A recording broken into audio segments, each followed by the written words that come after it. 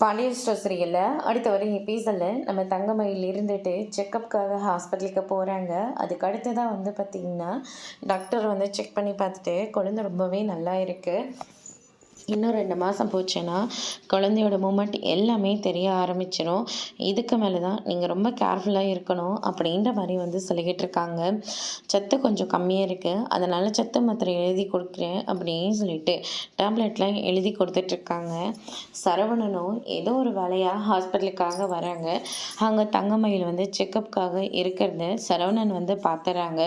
பார்த்த உடனே இவ அப்படின்னா சொன்னது எல்லாமே உண்மைதானா, நானும் அப்படிலாம் பேசியிருக்க கூடாது, அவசரப்பட்டு அந்த மாதிரி வார்த்தைகள்லாம் நான் பேசிட்டேன், அவன் மனசு இவ்வளோ தூரம் கஷ்டப்பட்டிருக்கோம், இப்போ நம்மளுடைய குழந்தைய அவள் வயிற்றுல சுமந்துக்கிட்டு இருக்கா, அவளை போய் நம்ம தப்பாக பேசிட்டோமே அப்படின்னு சொல்லிட்டு சரவணன் வந்து ரொம்பவே ஃபீல் பண்ணிக்கிட்டு இருக்காங்க.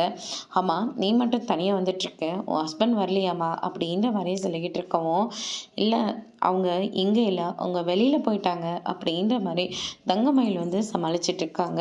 அதுக்கு அடுத்ததான் நெக்ஸ்ட் டைம் வரும்போதும் ஹஸ்பண்டோட வரணுமா, ஏன்னா சில விஷயங்கள்லாம் டைரெக்டாக அம்மா கிட்டலாம் சொல்ல முடியாது, குழந்தையோட அப்பா கிட்ட தாம்மா சொல்ல முடியும், அதனால தான் சொல்லிக்கிட்டு இருக்கேன்.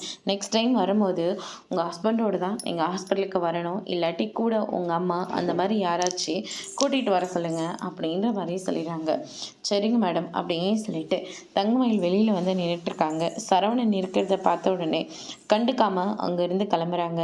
அதோடு இன்னைக்கான ப்ரமோ முடிச்சிருக்காங்க.